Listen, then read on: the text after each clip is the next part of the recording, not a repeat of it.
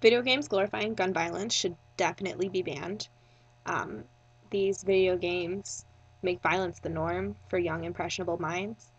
They desensitize kids to violence through prolonged daily exposure. These kids play video games for hours and hours a day, and the more they see it, the more they're just going to think it's not a big deal. Um, these video games contain tasteless, graphic murder scenes, and they encourage or promote violent behavior by glamorizing it, making it seem like it's something to be idealized. The Harvard Health Newsletter in October 2010 referenced Grand Theft Auto as one of these games. In the game, there's intense violence, there's sexual content, there's drug use.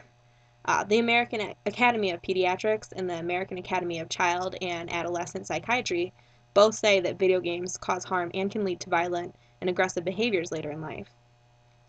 Video games are more harmful than violent television because it is interactive and role playing. A lot of video games are in first person, whereas if you're just watching a violent movie, you're watching someone else perform these acts. But if you're playing a video game, it's you going out and committing these acts, and it's a lot more personal, and it's a lot more on an impressionable young mind.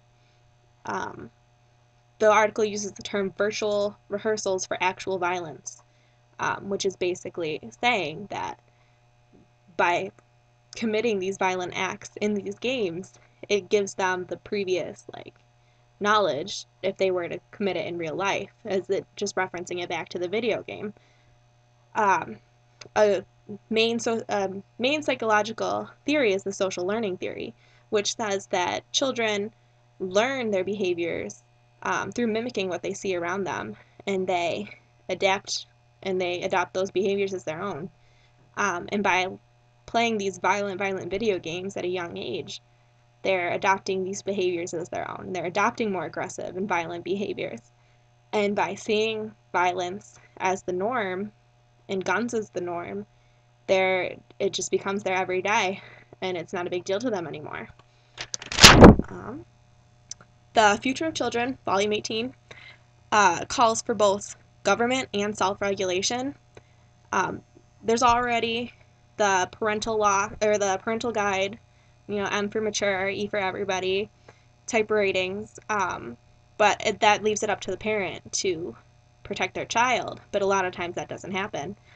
So what needs to happen is the government needs to be a lot stricter with not only these ratings, but enforcing the ratings. Video games with an M rating shouldn't be sold to children under certain ages, but they are. A lot of the times it's an older sibling sharing their mature game with their younger siblings, which just continues to lead to the problem. Some may argue that it's a violation of the First Amendment to put restrictions on these video games, but you have to weigh that against what's the protection of the First Amendment versus the protection of our youth, of our futures. Hillary Clinton, Joseph Lieberman, and Samuel Brownback. One's a Democrat, one's an independent, one's a Republican, yet all three of them came together to co-sponsor Children and Media Research Advancement Act, which is an act that provides funding to build a long-term research program to study effects on children in the media.